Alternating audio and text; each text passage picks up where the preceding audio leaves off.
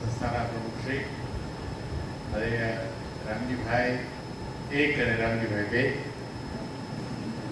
અને મારી સાથે પધારેલા આદરણીય મનહરભાઈ શાહ, આદરણીય જોરુભા ખાચર સાહેબ, જયંતભાઈ, આપણી આ સંસ્થાના સૌ શિક્ષક ભાઈ બહેનો અને વિદ્યાર્થી ભાઈ બહેનો, ખૂબ સરસ મજાનો અવસર પ્રાપ્ત થયો છે મને કે આજે આટલા બધા યંગસ્ટર્સ જેન ઝી આ જુવાનો પાસે, તમારી પાસે અમે ઘરડા લોકો કેમ આવીએ છીએ તમને ખબર છે? કારણ કે તમારી પાસે એક ઉર્જા છે અને એ ઉર્જાનું રૂપાંતરણ અમારામાં પણ થાય, તો અમે પણ તમારી પાસેથી તમારા સંપર્કમાં રહીને આ ઉર્જા પ્રાપ્ત કરવાનો જ એક આશય છે. અને જે પરિચયમાં કહું તેમ વડોદરાથી અત્યારે આવું છું. મારી સાથે આવેલા જે બંને વડીલો છે એમનો પરિચય ટૂંકમાં આપી દઉં. વડોદરામાં જન જાગૃતિ અભિયાન આવું એક ટ્રસ્ટ અમે ચલાવીએ છીએ.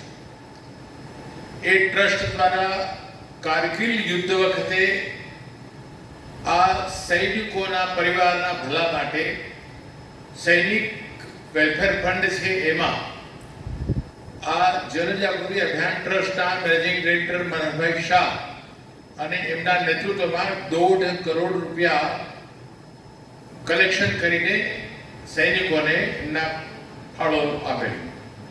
ત્યારથી આ શરૂ થઈ પ્રવૃત્તિ. તો વર્ષો વર્ષ વડોદરાની શાળાઓમાં દેશભક્તિ ગીતોની સ્પર્ધા, દેશભક્તિ વિષય પર ચિત્ર સ્પર્ધા, આ બધી પ્રવૃત્તિઓ શાળામાં થઈ, પછી બીજા લોકો વચ્ચે પણ થઈ, અને એમ જુદા જુદા વિષયો પર સમગ્ર ગુજરાતમાં 10-12 જિલ્લાઓમાં તો હું એમની સાથે ગયો હતો, મને યાદ છે.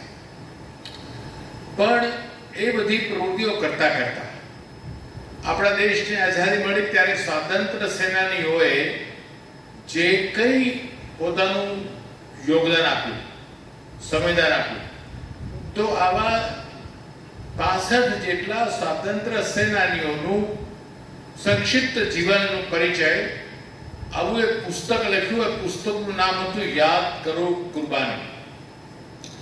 એ પુસ્તક એ દાતાઓ પાસેથી નાણું મેળવીને, એ છપાવીને એમની 5,000 નકલો આપણી શાળાઓમાં જ્યાં જ્યાં પહોંચી શકાય ત્યાં આપી. અને એ પુસ્તક લખાવ્યું હતું આપણા એક લેખિકા બહેન હતા બીરાબેન ભટ્ટ, એમની પાસે.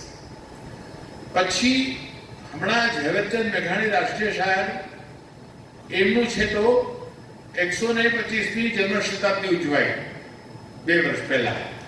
તો એ વખતે કોરોના હતો, 2 વર્ષ 3 વર્ષ પહેલા કોરોના હતો. તો કોરોનામાં તો ખબર છે તમને કોરોના કેવો હતો?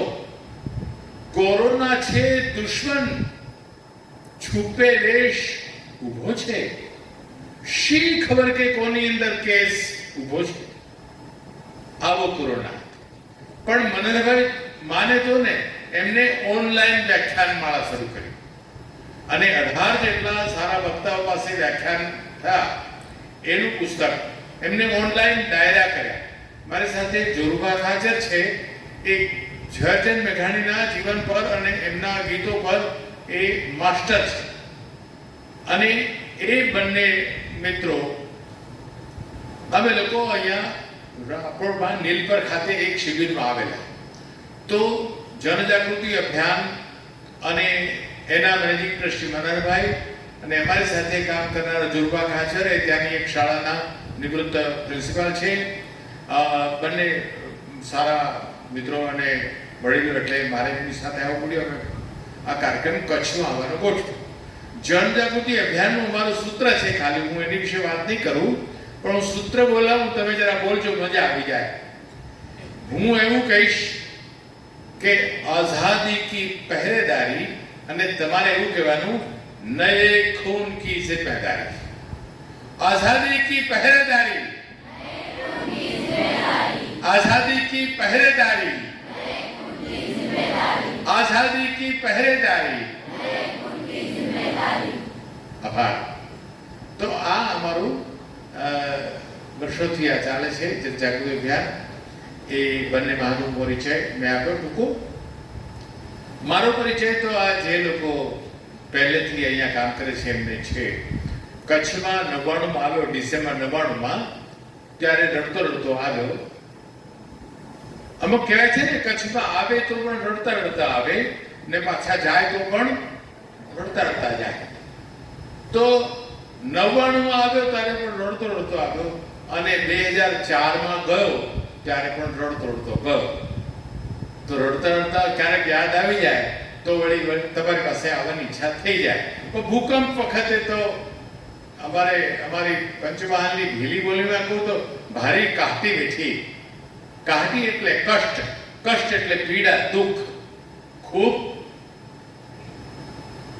એક શેર તમને કહું, રમણીક સોમેશ્વરનો, ઘટના પસાર થાય ને જોયા કરો તમે, અફવા બધે ફેલાય ને જોયા કરો તમે, ગામ ગલી ઘર નગર બધું તમારું નકશામાં ફેરવાય ને જોયા કરો તમે। આવો ભૂકંપ હતો।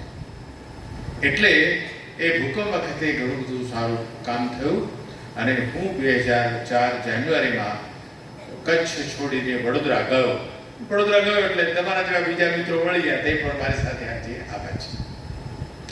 આજે જયંતભાઈ અને અંજુભાઈ સાથે મારે વાત થઈ કે કચ્છ બાજુ આવવાનો પ્રવાસ છે, તો એમની ઈચ્છા અને મારી ઈચ્છા એક થઈ ગઈ। મને બધાને તમને મળવાની ઈચ્છા હતી, અને એમને વળી મને કીધું સાહેબ તમે આવો તો ત્યાં આવો। પરસ્પર આ ભાવ મિલન થયું, અને એ આપણે આજે અહીંયા મને ઉપસ્થિત રહેવાનો અવસર મળ્યો। વાત કરવાની હતી તો મને થયું કે બહેનો માટે દીકરીઓનું છાત્રાવાસ છે, ભવિષ્યની બહેનો માતાઓ છે, અને આ બધી બાબતો છે ધ્યાનમાં રાખીને મારે વાત કરવાનું તો મારા મોઢા પરથી શબ્દ નીકળી ગયા કે માતૃત્વ, નેતૃત્વ અને કર્તૃત્વ, આ ત્રણ શબ્દના તમે અર્થ જુઓ।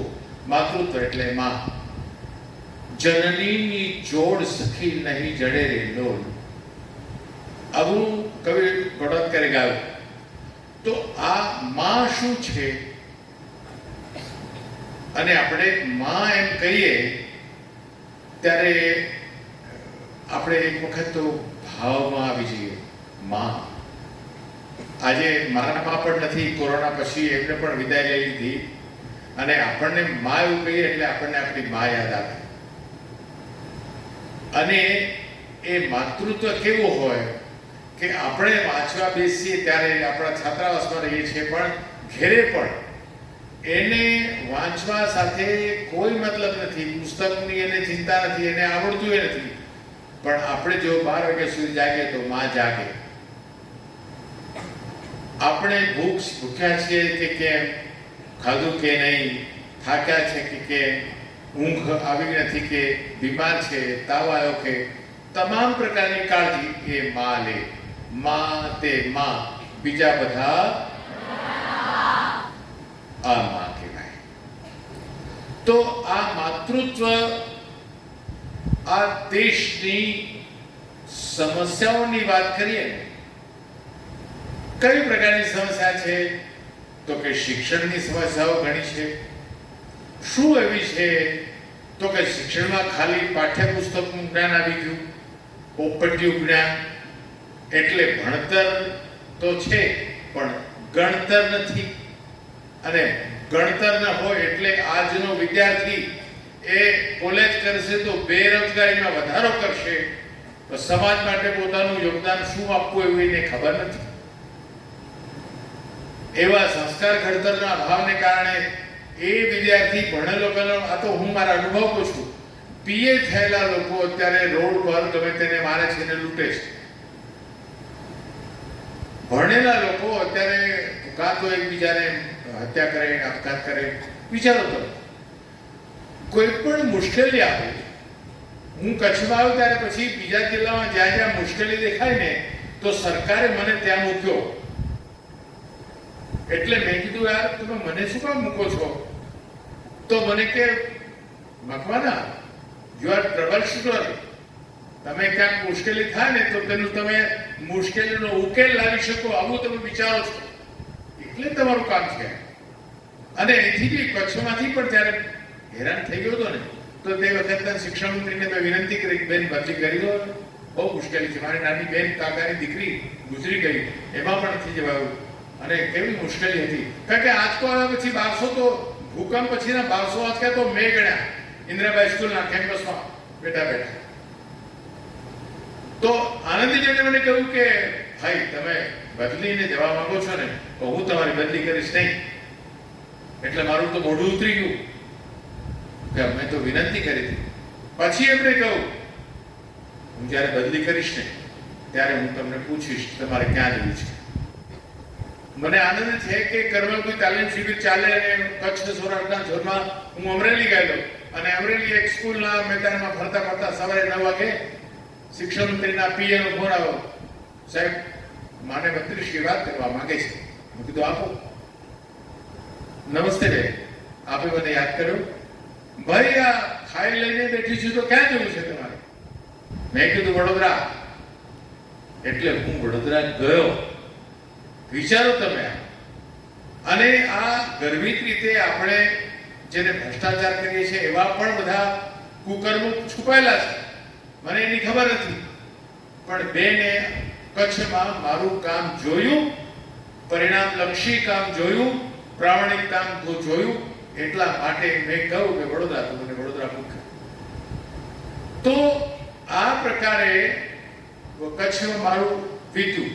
મારું કહેવાનો અર્થ છે કે બનતા પહેલા મકાન જો પડી જાય તો માનજો કે ચણતરની ખામી છે, ને જે દાડે દીકરો બાપની સામે થાય તો માનજો ભણતરની ખામી છે. તો ભણતર એટલું તો ના ચાલે ને.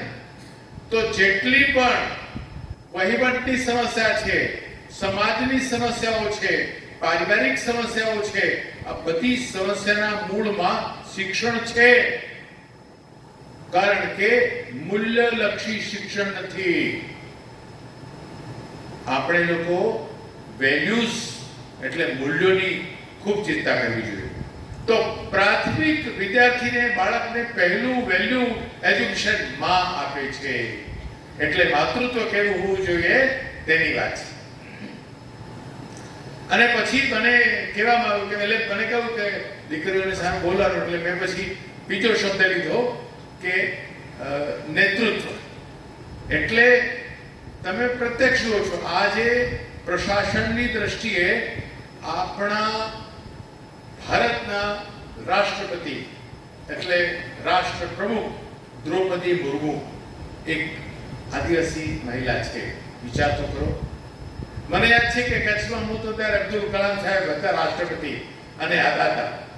અને એરપોર્ટ પરથી આપણે પેલી અમિત ધોળકિયા સ્કૂલ સુધી લાવ્યા હતા. અને અમિત ધોળકિયા સ્કૂલ, અમિત જે ભૂકંપમાં છોકરો ધોળકિયા સાહેબનો ગુજરી ગયો, એના નામની જે સ્કૂલ છે એનું ઉદ્ઘાટન કરેલું. તો એ જે રાષ્ટ્રપતિ કેટલી મોટી આપણા દેશના પ્રથમ નાગરિક એ મહિલા છે. આપણા ગુજરાતના મુખ્યમંત્રી હતા અને અત્યારે એ પણ એક બીજા રાજ્યના રાજ્યપાલ છે. આપણી તમામ જગ્યા એટલે પ્રશાસન, શિક્ષણ, આરોગ્ય, અન્ય વ્યવસ્થાઓમાં મહિલાઓનું કેટલું યોગદાન છે. અને જે દિવસે સાચા અર્થમાં મહિલા પાસે ડિસિઝન પાવર આવી જાય, નિર્ણય શક્તિ એની પાસે આવી જાય, તો એ કેવી રીતે નેતૃત્વ એ પુરવાર કરી શકે છે. આ વાસ્તવિક છે. જ્યાં સારા ઘડાયેલા મહિલા શિક્ષિકાઓ છે ત્યાં શાળાના પરિણામ સારા જ આવે છે. ત્યાં શાળામાં શિસ્ત પાલનના પ્રશ્નો ઓછા થાય છે.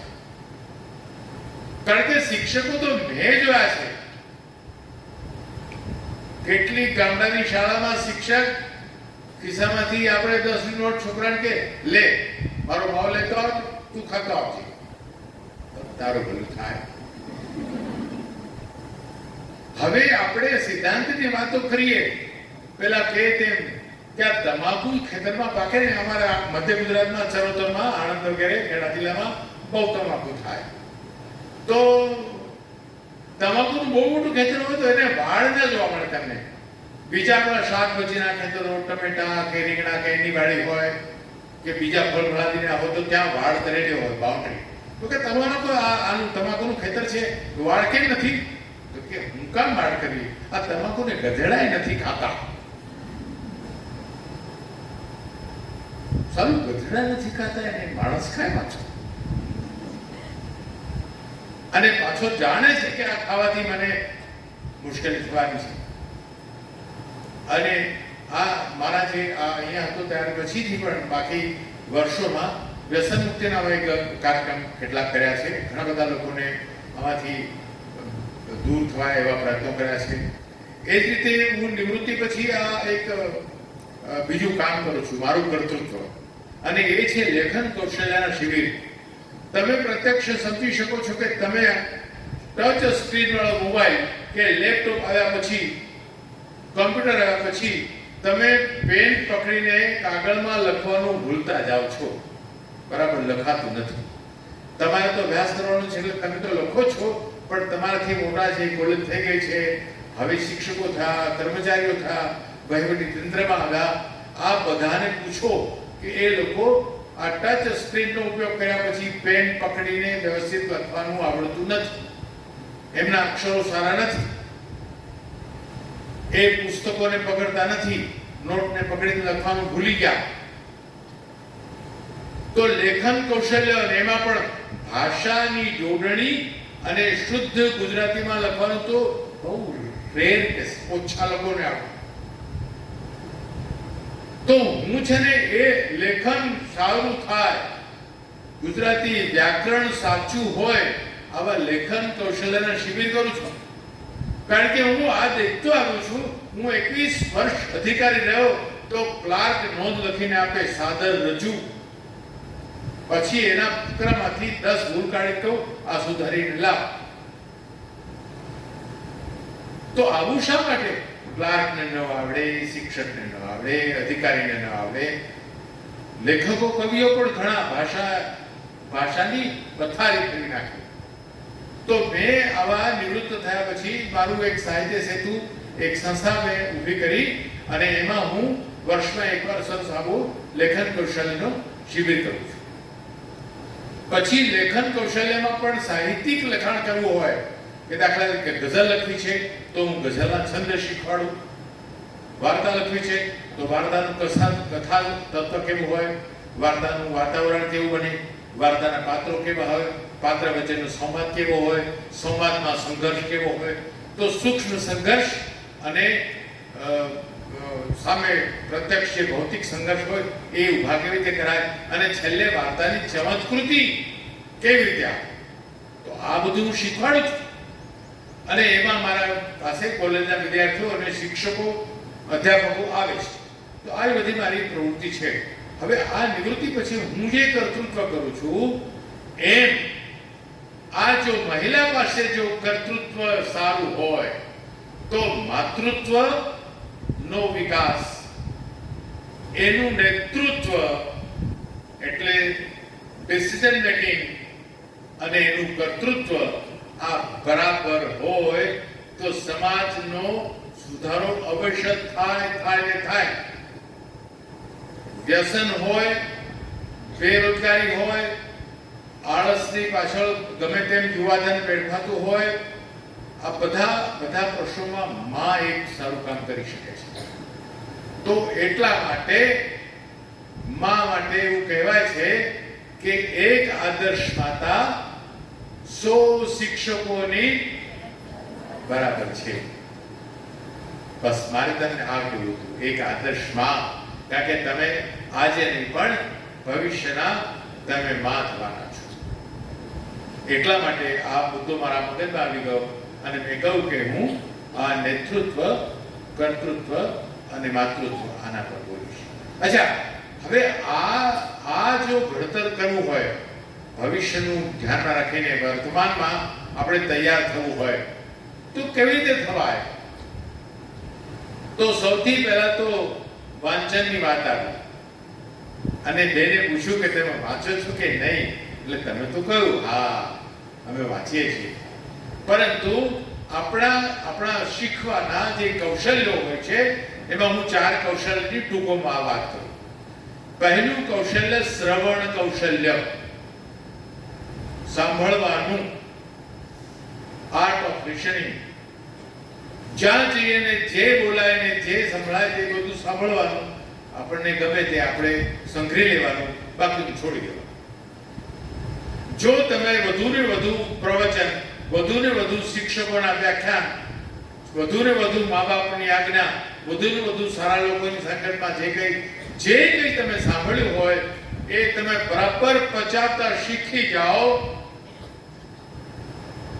ત્યારે તમારું કૌશલ્ય આવે કથન કૌશલ્ય. ત્યારે તમે બોલી શકો છો. તમારામાંથી ઘણી બધી દીકરીઓને માઇક પકડીને બોલતા કહીએ તો બોલી શકાય છે, કારણ કે તમારું ઘડતર થયું છે. પણ એવી ઘણી જગ્યાએ શિક્ષકોને, અધ્યાપકોને, હું અધ્યાપકોની વાત નથી કરતો, IAS અધિકારીઓ, મારા સંપર્કમાં ઘણા બધા એવા અધિકારી આવા કે જે કલેક્ટર હોય ને DDO હોય, કમિશનર હોય, એમને તમે કોને માइक पकड़ने कहिए कि सर आपको आधा घंटा यहाँ पर थोड़ा वक्त देना होगा, आप बोल सकते हैं क्या? ठीक है देखूंगा. અને પછી આવે અને પછી ગોળ ગોળ વાત કરીને 10 મિનિટ બેહી જાય. બોલે ક્યાંથી? એની પાસે વોકેબ્યુલરી નથી, શબ્દ ભંડોળ નથી. તો શબ્દ ભંડોળ આવે ક્યાંથી? એને પહેલેથી સેવ નથી કર્યું. તો સેવ તો કરવું પડે ને. સેવ કરીએ તો એ બહાર નીકળે ને. તો આ 2 કૌશલ્ય છે. શ્રવણ કૌશલ્ય એટલે અર્થ ગ્રહણનું કૌશલ્ય, કથન કૌશલ્ય એટલે અભિવ્યક્તિનું કૌશલ્ય. એ જ રીતે બીજા 2 કૌશલ્ય છે. એક વાંચન કૌશલ્ય એટલે ખૂબ વાંચો, સારા પુસ્તકો, અભ્યાસક્રમમાં જે આવે છે તે સિવાયના પુસ્તકો વાંચો, સારા જીવન ચરિત્રો વાંચો, જે કંઈ આવે તે વાંચો અને પુસ્તક પાસે રાખો. પુસ્તક ટેબલ પર રાખો. પુસ્તક પોતાના કબાટમાં, પુસ્તકાલયમાં હોવું જોઈએ, ઘરમાં હોવું જોઈએ. બહાર જાઓ તો કદાચ કંઈક બીજા 5 રૂપિયા 10 રૂપિયા ખર્ચ ના કરો, પણ સારું પુસ્તક ક્યાંથી મળે તો ખરીદી લો.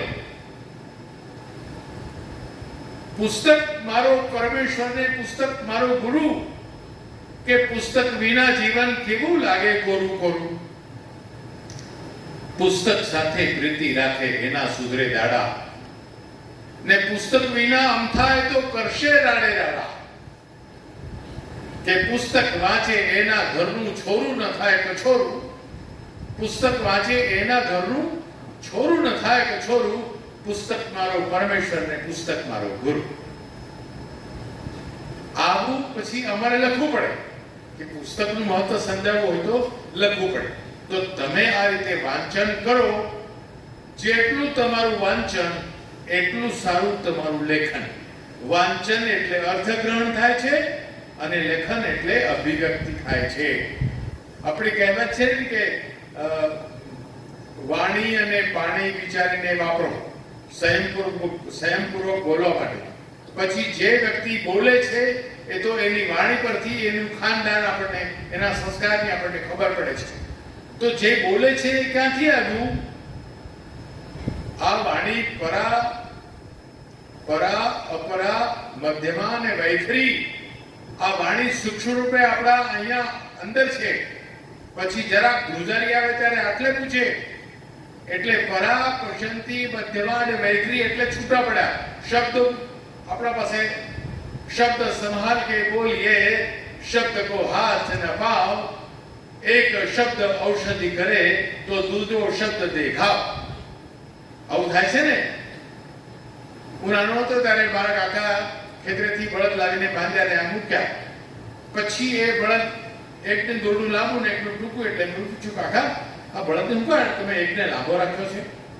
તો તને ખબર નથી, પેલો ટૂંકું બાંધ્યું એ પેલા મારે છે ઈંગડું.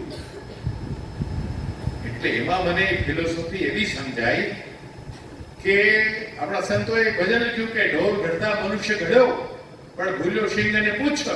એમ આપણને પણ માથે શિંગડા છે પણ દેખાતા નથી. પણ બીજાને આડોવળું બોલી જઈએ અને પેલાને અંદર વાગે ત્યારે ખબર પડે કે આપણે માથે શીંગડું તો છે. તો આપણા જે શબ્દો છે એમાં અદ્રશ્ય શિંગડા છે. આ બધી બાબતો, આ ત્રણેય બાબતમાં માતૃત્વ, નેતૃત્વ અને કર્તૃત્વમાં આ જ આવે. દીકરી બરાબર જો થઈ જાય તો એની શાળામાં, એના ઘરમાં, એની સાસરીમાં, એ માતા તરીકે, પત્ની તરીકે ઘણા બધા સમસ્યાઓના હલ પોતે કરી શકે. આ માતૃત્વ છે ને આ કર્તૃત્વ છે. ઓકે, હવે આ બધું કરવા માટે આપણી આ એક ટર્મ્સ અને કન્ડિશન ટૂંકમાં કહી દઉં. સૌથી પહેલા મને હમણાં કોઈકે કહ્યું ને, સાહેબ તમે 64 વર્ષ થયા છે પણ તમે હજી સ્વસ્થ દેખાવ છો.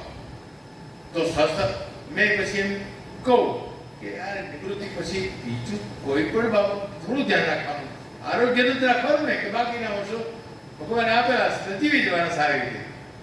તો ફર્સ્ટ ઓફ ઓલ તમે તો સ્પોર્ટ્સ ને, રમત ને, યોગા ને, પ્રાણાયામ બધું કરો છો. ફિઝિકલ ફિટનેસ સૌથી પહેલા આ રાખો. હંમેશા આરોગ્ય 50 વર્ષ પછી આરોગ્ય મેળવવાના પ્રયત્ન કરવાથી નહીં આવે. અત્યારથી શરૂ કરો. નિત્ય પ્રાણાયામ, નિત્ય યોગા, નિત્ય રનિંગ, જોગિંગ, સ્વિમિંગ, કસરત, સૂર્ય નમસ્કાર, વોટેવર યુ લાઈક, તમને ફાવે તે તમે કરો, પણ શરીરની સુખાકારી માટે કરો. આ શરીર એક સાધન છે. મારી ગાડી એક સાધન છે, તો હું ગાડી સારી હતી તો તમારી વચ્ચે ઉપસ્થિત રહી શક્યો. એ સાધન બગડ્યું હોત તો હું આવી શક્યો હોત નહીં. એમ શરીર એ સાધન છે. સારા કામ કરવા માટેનું ભગવાને આપણને આપ્યું છે. તો સાધનને બરાબર સારું રાખો. અને first of all physical fitness. બીજું IQ, ઇન્ટેલિજન્સ ક્વોશન્ટ, એટલે બુદ્ધિ. તો બુદ્ધિનો વિકાસ કેવી રીતે થાય? જેનું શરીર સ્વસ્થ હોય અને જે સારું વાંચન અને વિચાર કરતા હોય એની બુદ્ધિ સતેજ સારી થાય. હું બુદ્ધિ એમ કહું છું ત્યારે સદબુદ્ધિની વાત કરું છું, કુબુદ્ધિની વાત નહીં કરું. કારણ કે આતંકવાદીઓ પણ ટેકનોક્રેટ છે, આતંકવાદીઓ પણ ભણેલા છે, એમની પાસે ઘણી બધી લાયકાત છે.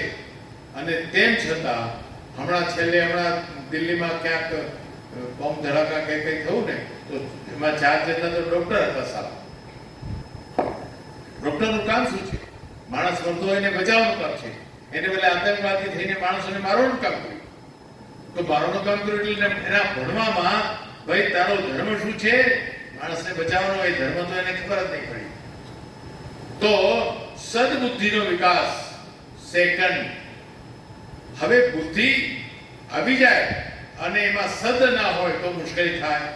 એટલે એ સદને લાવવા માટે, બુદ્ધિને સારી બુદ્ધિ કરવા માટે, સમાજોપયોગી બુદ્ધિ કરવા માટે, બીજાની ચિંતા કરવા માટે બુદ્ધિ પછી આવે છે EQ, ઇમોશનલ ક્વોશન્ટ, એટલે સંવેદના. પહેલું તો હોલ બોડી ફિટનેસ, પછી ખોપડી અને પછી હાર્ટ. સમજાય છે હું કહું છું? તો તમને મજા આવે છે ને કે નથી આવતી? હા, રાજસ્થાનમાં મારવાડીઓ એક વેપારી હતા હો, અને ટ્રેનમાં મુસાફરી કરી. હું પણ ત્યાં હતો. તો ટ્રેનમાં મુસાફરી કરતા કરતા રાતે 12 વાગે એક મારવાડી વેપારીને આવી ગઈ નિંદર આવી ગઈ. તો એટલે સમજાય ને, ઊંઘ આવી ગઈ. તો એને પેલા ફેરિયાને કીધું, એ અઠે આવ. રાજસ્થાનીમાં કે પેલા ચા વાળા આવ્યો, કાઈ જઈએ, ચાય કે કોફી? પેલો ફેરિયો કે ચાય પીએ કોફી પીએ. મારવાડી વેપારીને નિંદર આવે, કારણ કે સામાન ઘણો હતો, હુઈ જાય તો સામાન ચોરાવાનો ડર. ટ્રેનમાં સામાન ચોરાઈ જાય, પ્લેનમાં હોય તો અલગ રીતે જાય. તો જાગતો તો ને પછી પેલા ચા ભરીને આપી દો. પેલા વેપારીએ ચા કપમાંથી ચુસ્કી ભરી. પછી એમ કે ભલે તેરી ચાય મેં મજો નહીં આવ્યો, સમજ પડે છે ને હું કહું છું તે? એટલે પેલા ફેરિયાએ જે વાત કરી એ તમને કહું છું ભાઈ सेठजी, मत जो किसी के बाप को गुलाम नहीं है, वो आवेगो नहीं, उसको लाना पड़ेगा। मत जो आवेगो नहीं, उसको लाना पड़ेगा। एम तुमने पाछो कही दो कि मारा बात में मजा नहीं आवे तो लावजो मारा वाला। हाँ, કારણ કે હું આઈ કોન્ટેક્ટ થી વાત થોડા લોકો સાથે જ કરી શકું છું, ઠેર સુધી મારી નજર ના કામ કરે તો ઇમોશનલ પોતાની સંવેદનાનો વિકાસ થવો તે જ્યાં સુધી આપણે ઊભા છીએ ત્યાં આપણી આજુબાજુ કોઈને કોઈ તકલીફ હોય, કોઈને કોઈ મદદની જરૂર હોય અને આપણને જો સંવેદના ન થાય તો આપણે માણસ કેવી રીતે કહેવાય? માણસનું કામ જ માનવનું કામ જ માનવતા માનવ ધર્મ અપનાવવું છે. તો અત્યારે જે ધર્મ છે બધા એ ધર્મ તો પૂજા પદ્ધતિ છે. સાચો ધર્મ તો માનવ ધર્મ છે કે માનવ માનવને સમજે અને મદદમાં આવે. આ સંવેદનશીલતા પોતાના અંદર આપણે પ્રગટાવીએ તો સાચું કર્તૃત્વ થાય. तो ये संवेदना थયું मैं 4 मुद्दा कहा फिजिकल फिटनेस, IQ, EQ बराबर છે અને આગળનો મુદ્દો SQ સ્પિરિચ્યુઅલ ક્વેશ્ચન આધ્યાત્મિક વિચાર. આધ્યાત્મિક વિચાર એટલે શું? હિમાલયના ડુંગર પર કે ગિરનાર પર જઈને તપ કરવું કે ગુફામાં જઈને તપસ્યા કરવી એ નથી. આધ્યાત્મિકતા ત્યાં નથી. આધ્યાત્મિકતા ઉઘાડી આંખે તમે બીજાની સેવા કરો તે, બીજાને મદદરૂપ થાઓ તે.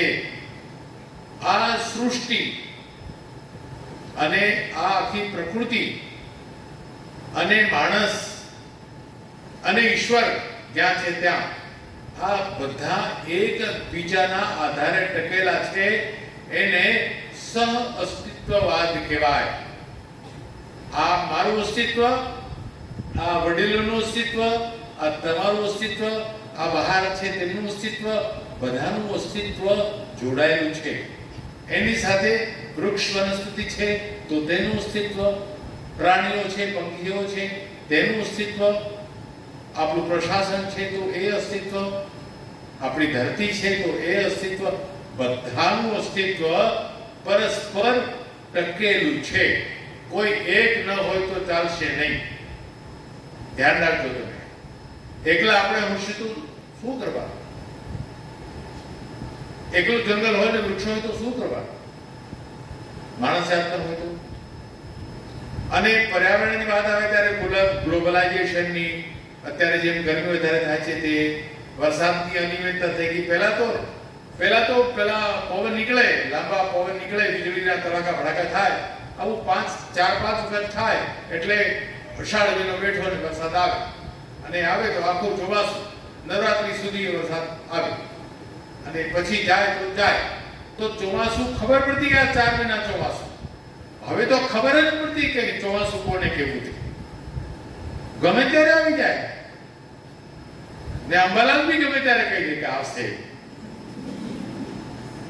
તો આ આખા વિશ્વનું જે ભૂગોળ છે, ખગોળ છે, એ આખું બધું બદલાઈ ગયું છે. અને મિત્રો એ બદલાઈ ગયું છે એના માટે જવાબદાર માણસ છે. હવે કેવી રીતે છે એ આખો નવો મુદ્દો છે, નવો વિષય, એટલે નહીં કહું. પરંતુ એક બીજાના અસ્તિત્વને જોઈને સમજીને સહયોગી થવું એ આધ્યાત્મિકતા. બીજું કે માણસને જ્યારે શુદ્ધ અને સાત્વિક દ્રષ્ટિકોણ કેળવવો હોય ત્યારે બહારની દુનિયામાં જે કંઈ બને છે એમાં માથું મારવું એના કરતા પોતાની અંદર જોવું એનું નામ આધ્યાત્મિકતા. મારી સાથે આવ્યા છે મનોહરભાઈ શાહ, એ વિપશ્યનાના ટીચર છે, અને સત્યનારાયણ ગોયંકા જે વિપશ્યના બર્મામાંથી બ્રહ્મદેશમાંથી ભારતમાં લાવ્યા, એમની પાસે એ વિપશ્યના શીખેલા. વિપશ્યના એટલે ધ્યાન શિબિર, ધ્યાનનો એક પ્રકાર છે, સાધનાનો. હવે એના વિશે વાત નહીં, પરંતુ પોતાની અંદર ઝાંકે. મને યાદ આવે મારો શેર. જો કવિ છે ને, કવિતા ઠપકાર્યા વગર રહે નહીં, એટલે કહું તો ખરો કે જિંદગી ફંફોળવાની છે, વધારે કાંઈ નથી. કે જાતને ઢંઢોળવાની છે, વધારે કાંઈ નથી. ને શ્વાસની પીછી રહી ન જાય કોરી કટ પછી. શ્વાસની પીછી રહી ન જાય કોરી કટ પછી. રંગમાં ઝપકોળવાની છે, વધારે કાંઈ નથી. તો આ પોતાની જાતમાં અંદર ઊંડા ઉતરીને પોતાનું આત્મનિરીક્ષણ, આત્મચિંતન કરવું, એને આધ્યાત્મિકતા કહેવાય. દરેક વ્યક્તિમાં પોતાની જાતને ઓળખતા આવડી જાય, પોતાના અંદર સ્વભાવને જાણતા આવડી જાય, પોતાની પ્રકૃતિને ઓળખતા આવડી જાય કે હું શું ખાઉં તો મને ઝાડા થાય, અને હું શું ખાઉં તો મને તાવ આવી જાય છે, તો મારે શું ખાવું કે શું ન ખાવું. તો પોતાના શરીરને કેવી રીતે સાચવવું એ જો સમજે, અને પોતાના અંદર આ શરીર અને સાથે અંદર ધક ધક ધક ધક જે થાય છે એ ધબકારાને સમજતા. મને પેલા કોઈકનું ભજન છે, મને યાદ આવી ગયું કે બોલે બોલાવે સબ ઘટ બોલે, એ સબ ઘટ માય રિયો રે સમાય, ઝણન ઝણન ઝણન ઝણ ઝાલે વાય. આ ઈશ્વર વિશે એક કલ્પના કરીને ભગવાને સરસ ભગતે ભજન લખેલું છે. તો એ સાચી આધ્યાત્મિકતા એ છે. ટીલા ટપકા, માળા ફેરવી, આ કરવું, હું આનો વિરોધ નથી કરતો, પણ એ તો મધ્યકાળના કવિઓમાં આખો કરી ગયો હતો ને. હવે મારે કરવાનું કોઈ છે જ નહીં. આખો એવું કહેતો હતો કે તુલસી દેખી તોડે પાન, પાણી દેખી કરે સ્નાન, અને તિલક કરતા 53